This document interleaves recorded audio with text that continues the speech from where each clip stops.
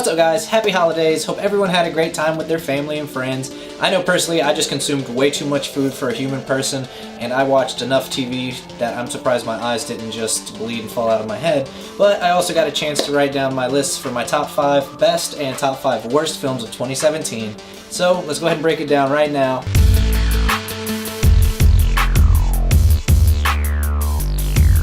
Coming in as my 5th best film in 2017 is The Foreigner with Jackie Chan and Pierce Brosnan. I absolutely loved the film, the action, everything was great, and it just took me back to the nostalgia of remembering films like Rush Hour with a lot of the cool action sequences, not as much CGI, not as much, action to where it had to be in your face and just really crazy. It's just a lot more raw and a lot more emotional, and it just was actually really political and just a great movie. I loved it from start to finish, so that's why I came in number 5. Number 4, I was really debating on if I wanted to put it here or not, because I'm on the fence about the film in itself, but Star Wars: The Last Jedi, it was still a really great film, and I still had a bunch of fun watching it and figuring out so many little things that they were putting into the film, connecting so many little things from The Force Awakens and what's going to happen in the future. So that's the only reason it's at 4, is because it's fresh. It always comes out during Christmas, right when the time and the spirit's high and everyone. So my experience seeing it was great, and it was still an awesome film. I mean, it's a Disney movie, so it's going to be great. So that's why it's number 4. My 3rd best pick is actually It. Now, this was kind of controversial for me too, because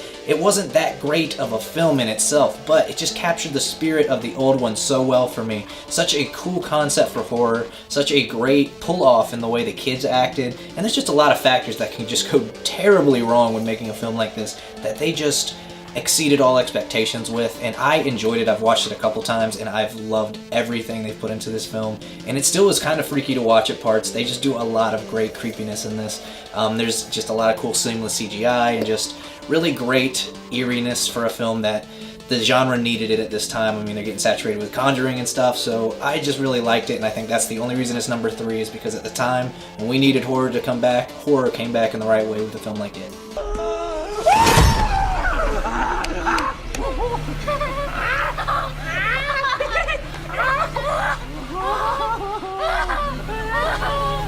Coming in at number 2 is actually a film that just had another soft spot in my heart. A lot of people probably wouldn't agree with where it comes in my top 5, but is Logan, because I thought it was just a great way of wrapping up a character, like an entire character arc, because I remember him as Wolverine in the 90s and being like, man, what a cool character, and then to watch and grow up with somebody that played the same character for so long through so many films, and it just felt right the way they pulled it off. It was awesome, and it just felt like the way these films actually need to go. So I think they did a great thing with Logan, and I hope to see a lot more of that kind of thing in the future. And my number 1 film is Blade Runner 2049, because come on guys, if you saw this film, you have to admit it was brilliant, it was fun. I mean, sure, some people might say it's boring, and don't get me wrong, I still loved some of the, Thor Ragnarok and some of these films, but it just didn't compare, man. It's just one of those films that visually, as a filmmaker, somebody that's, I'm very heavy into the special effects and how great they can look, or how necessary they are to the film, because I'm also very diehard in some of the better old school films like, The Last Starfighter, and films that use great practical effects. So that's where, I fall in love with certain Star Wars films and hate other ones. But with this was just an astounding film all around. They had all of the right practical effects, that made all the right CGI film moves, all of the acting was great, and they just didn't do a lot to saturate the story. They didn't do a lot to make you feel like there wasn't too much happening, because everything's happening around Ryan Gosling, but you're realizing how much of a detective he has to be here. So with replicants and Harrison Ford coming back and everything, it was just almost a masterpiece for me. I use that word very lightly, but almost a masterpiece. But it was awesome, and that's the only reason it's my number 1, because from a filmmaking standpoint, it's one of the films you could put out as the holy grail of our generation right now for filmmaking. So before we get to the worst of 2017, here's a couple notable mentions that I almost put in my top 5 for best of 2017.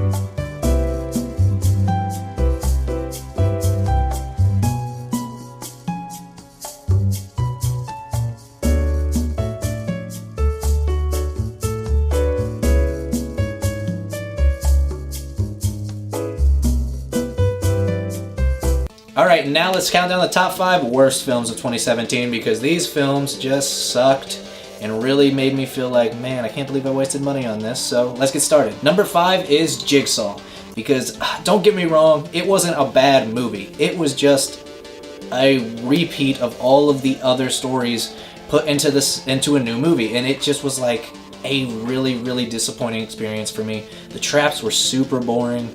Jigsaw again is coming back with new apprentices and stuff, and it just was nothing we hadn't seen before. It was just a blatant attempt at making a Halloween Jigsaw movie, and sure, I can applaud you for the try, but it was just sad. It was just sad. Just stop. Don't make any more of these. Saw is over, please. It doesn't get any better, so.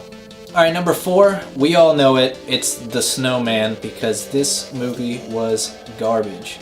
Everything from the acting and the storytelling and the cinematography and the editing and the casting and location scouting, it just all pretty much fucking sucked. So yeah, The Snowman's number 4. So coming in number 3 is the Emoji movie because, don't get me wrong, I wasn't even mad at the idea. I was like, okay, Emoji's cool, whatever. It's just that you have to have the right style of comedy when you're doing animated films, especially if you want adults to have a good time and kids to enjoy it and to have lovable characters. And this film had none of that. I mean, it just wasn't anything close to any of that. It's completely forgettable. Like, I go into films like Angry Birds and I was expecting a total shit film, and it actually blew me away and became one of my favorite animated films of the last, 10 years.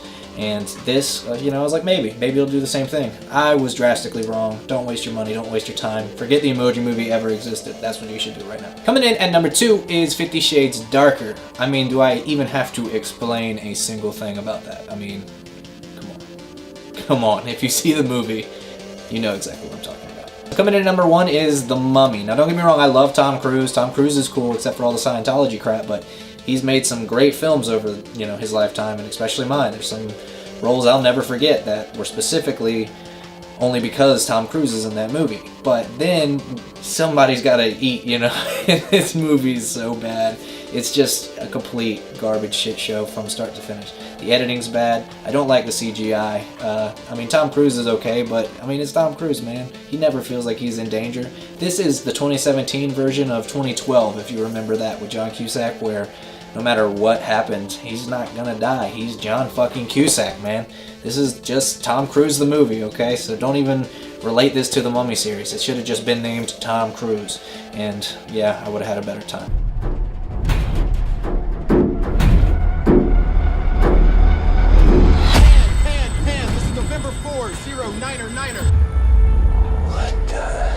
Well guys, thanks for stopping by my list of the top 5 best and worst films of 2017. Go out, enjoy your new year. I'll see you in 2018. Enjoy films, enjoy movies, and yeah, this was Attack TV.